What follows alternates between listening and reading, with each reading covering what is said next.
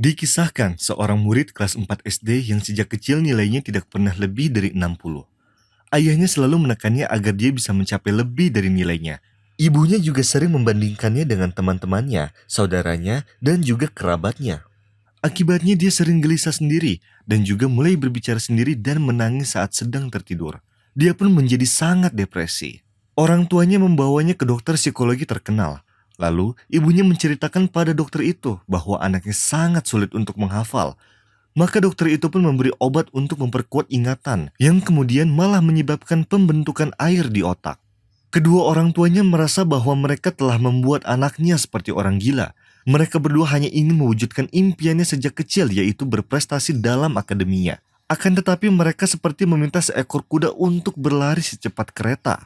Maka dari itu ayahnya merasa seperti anaknya telah hilang darinya. Terlebih setelah temannya imam masjid berkata, Rasulullah Shallallahu Alaihi Wasallam telah mengajarkan kita untuk merangkul anak kita dan menerima apa adanya.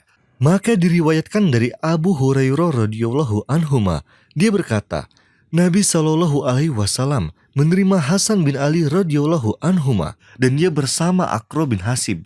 Lalu Aqra berkata, sesungguhnya aku memiliki 10 anak laki-laki dan aku tidak menerima mereka satupun. Maka Rasulullah Shallallahu Alaihi Wasallam melihat padanya lalu berkata, barang siapa yang tidak menyayangi maka tidak disayangi. Maka janganlah kau terlalu menekan anakmu, atau dia akan lelah sendiri dan kau harus membayar untuk pengobatannya. لقد كان لكم في رسول الله أسوة حسنة لمن كان يرجو الله واليوم الآخر وذكر الله كثيرا.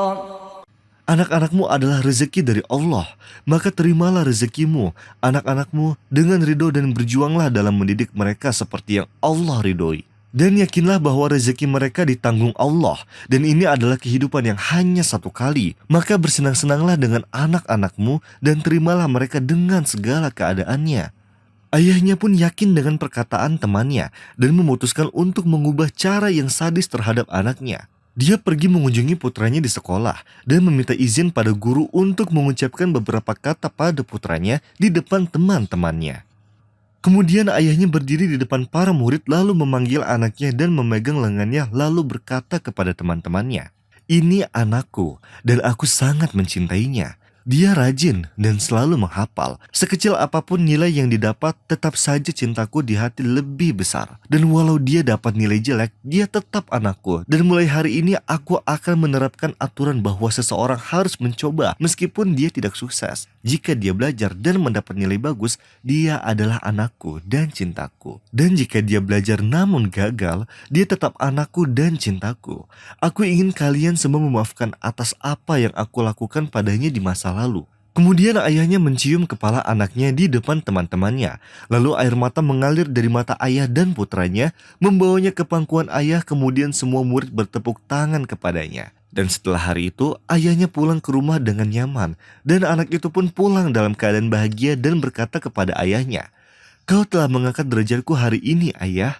Temanku yang paling pintar di kelas berkata padaku, aku berharap memiliki ayah seperti ayahmu. Seiring berjalannya waktu, sang anak mulai nyenyak dalam tidurnya dan berhenti berbicara pada dirinya sendiri. Dan juga tidak mengompol seperti sebelumnya. Serta mulai membaik kesehatannya, tetapi jenjang sekolah tidak juga meningkat. Tetapi orang tuanya tetap menerimanya seperti itu karena ini adalah batas kemampuannya. يا أيها الناس اتقوا ربكم الذي خلقكم من نفس واحدة وخلق منها زوجها وبث منهما رجالا كثيرا ونساء واتقوا الله الذي تساءلون به والأرحام إن الله كان عليكم رقيبا. Dikisahkan pada waktu umur dia 8 tahun, ayahnya meninggal dunia. Pamannya pun mengurusnya, menafkahinya, dan juga mendidiknya. Setahun kemudian, ibunya menikah lagi dan syarat pernikahannya adalah tidak boleh hidup bersama dia. Dia pun pergi ke rumah pamannya dan ia dididik oleh pamannya dengan sangat baik. Ia diajarkan tentang ilmu agama dan dia juga mulai menghafal Al-Quran. Maka dia pun tumbuh di lingkungan Islam yang benar. dan dia sangat mencintai pamannya. Setelah dia lulus dari universitas, dia memutuskan untuk menikahi anak perempuan pamannya, yang mana anak perempuan pamannya setuju tanpa berpikir lagi. Dia adalah perempuan yang paling mengetahui akhlaknya dia dan kecintaan dia pada pamannya, ditambah lagi selalu berbakti pada ibunya. Setelah 2 tahun menikah, istrinya belum pernah hamil. Maka pergilah dia dan istrinya ke rumah sakit untuk melakukan pemeriksaan. Dia masuk terlebih dahulu ke ruang dokter dan mengetahui duluan tentang hasilnya. Lalu ia melihat bahwa sebab kemandulannya berasal dari istrinya, sedangkan dia sehat. Dia pun tersenyum dan melihat lagi hasilnya lalu memuji Allah Azza wa Jalla. Dia berkata pada dokter, "Aku akan memanggil istriku, tetapi aku ingin kau mengatakan bahwa akulah aibnya dan bukan istriku." Setelah membujuk, dokter pun setuju. Dia pun pergi dan datang lagi dengan istrinya dari ruang tunggu wanita, lalu mereka masuk ke ruang dokter, yang mana dokter memberitahu bahwa sebab tidak hamilnya adalah dia, dan dia membutuhkan terapi yang lama. Maka terlihatlah kesedihan pada pasangan itu, akan tetapi mereka ridho dengan ketetapan Allah dan takdirnya.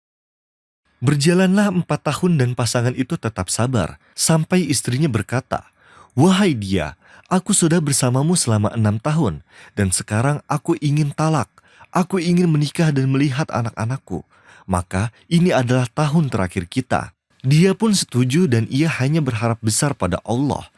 وعاشروهن بالمعروف فإن كرهتموهن فعسى أن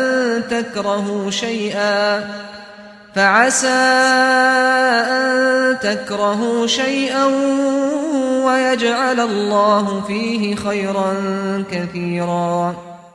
Hingga berjalanlah hari-hari sampai pada suatu hari istrinya menderita gagal ginjal. Psikologinya memburuk, dia mulai menyalahkan suaminya. Dan saat istrinya ada di rumah sakit, dia berkata pada istrinya, "Aku akan keluar negeri untuk mencarikanmu ginjal." Setelah beberapa hari, dia menelpon istrinya dan mengabarkan bahwa dia telah menemukan pendonor dari India. Dia sesegera mungkin akan kembali. Lalu, sehari sebelum operasi, pendonor datang. Lalu dia meminta izin pada istrinya pergi safar untuk menyelesaikan pekerjaannya. Istrinya pun marah dan berkata, "Aku akan melakukan operasi penting dan kamu akan pergi meninggalkanku." Operasi berjalan lancar. Seminggu kemudian, dia kembali dan terlihat sangat lelah dan letih. Ternyata dia adalah si pendonor ginjal, sedangkan orang India itu adalah pekerja di tempat dia bekerja dan tidak ada yang tahu tentang itu bahkan pamannya. Selama seminggu itu, dia selalu sholat malam dan membaca surah Al-Baqarah dan berdoa pada Allah dengan khusyuk agar istrinya disembuhkan dari segala penyakit. 9 bulan setelah operasi, istrinya hamil dan melahirkan. Semua pun sangat bahagia. Dan sang suami pergi safar untuk menyelesaikan pekerjaan. Tanpa sepengetahuannya, dia meninggalkan buku diari hariannya di atas mejanya. Dan dia lupa memindahkannya. Istrinya pun membacanya dan ia mengetahui bahwa sebenarnya suaminya sehat dan ialah penyebab kemandulan itu. Dan ia juga tahu bahwa dialah yang mendonorkan ginjalnya. Lalu istrinya menangis sejadi-jadinya. Setelah hari itu, setiap ia duduk dengan suaminya, ia hanya memandang ke bawah dan tidak bisa memandang suaminya. Sebab kejahatan yang telah ia lakukan padanya, kesabaran suaminya dan mimpi suaminya untuk istrinya. Sang suami mendekat, lalu tersenyum dan berkata padanya, "Sesungguhnya aku mencoba membalas tetesan dari laut cinta dan kedermawanan ayahmu padaku." يا أيها الناس قد جاءتكم موعظة من ربكم وشفاء لما في الصدور وهدى ورحمة للمؤمنين قل بفضل الله وبرحمته فبذلك فليفرحوا هو خير مما يجمعون. Dikisahkan, ada seorang gadis pelajar yang berhijab dan soleha.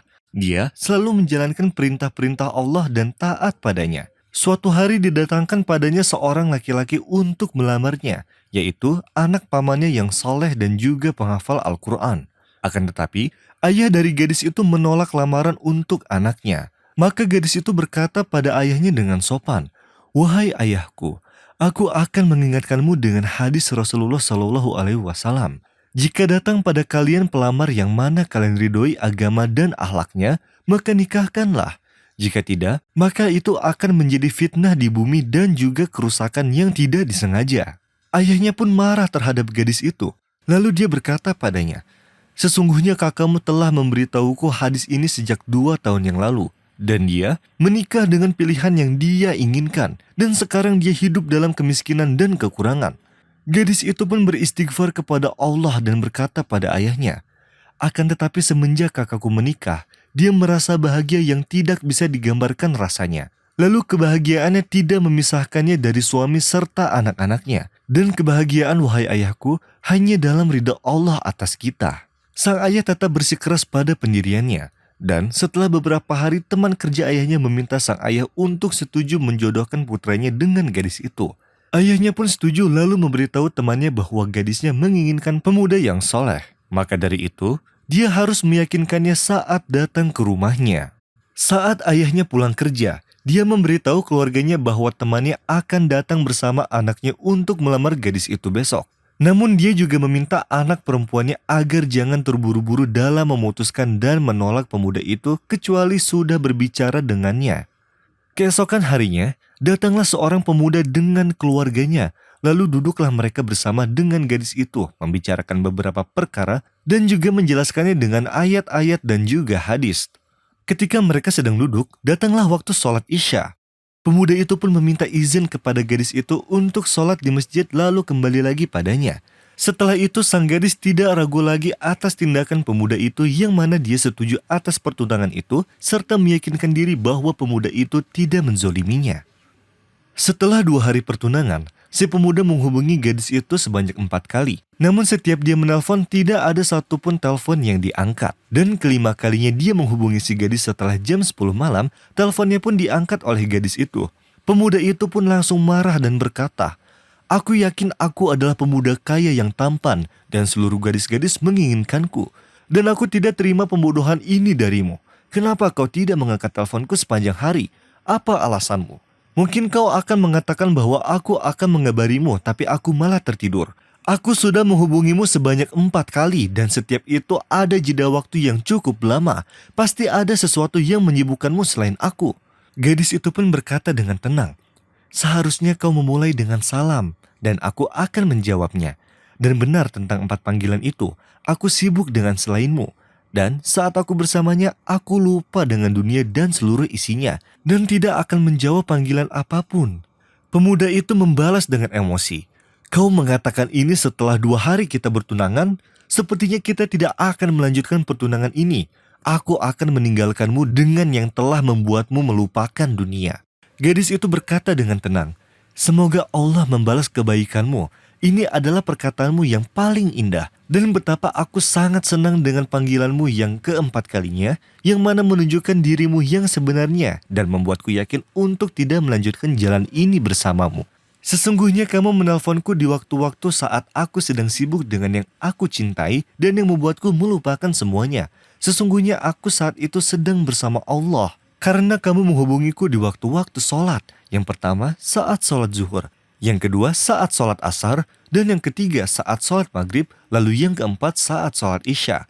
Dan pada waktu-waktu ini aku sedang terputus dengan dunia dan seisinya, dan aku tidak bisa terikat pada manusia yang tidak terikat pada Allah. Kemudian gadis itu menutup teleponnya dan memberitahu keluarganya tentang tidak lanjutnya pertunangan walaupun sudah terlanjur terjadi. Ya ayyuhalladzina amanu in tattaqullaha yaj'al lakum furqanan wa yukaffir 'ankum sayyi'atikum wa yaghfir lakum wallahu dzul fadlil 'adzim. Setelah 1 bulan berlalu, dia ditawarkan anak pamannya untuk kedua kalinya. Gadis itu setuju dan juga seluruh keluarganya setuju dengan sangat yakin. Qul ya ibadilladzina amanu ittaqu rabbakum lilladzina ahsanu fi hadhihi ad-dunya hasanah wa ardullahi wasi'ah innama yuwaffas sabiruna ajrahum bighairi hisab.